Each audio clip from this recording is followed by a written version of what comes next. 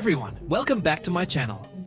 On my screen here is the interface of the X software.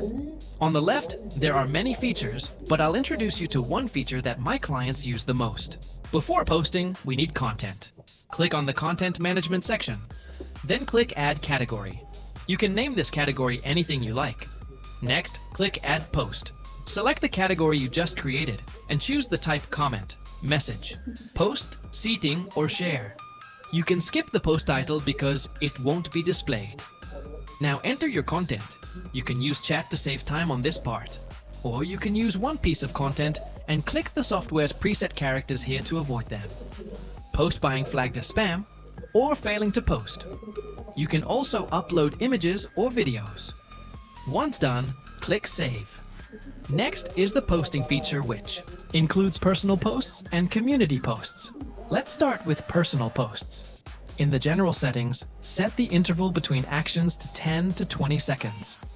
In the content settings, you can take content from another account by entering the account ID. Keep it as is or edit it. Now, back to my favorite setup. Use existing content. Configure the general content settings. Select the content.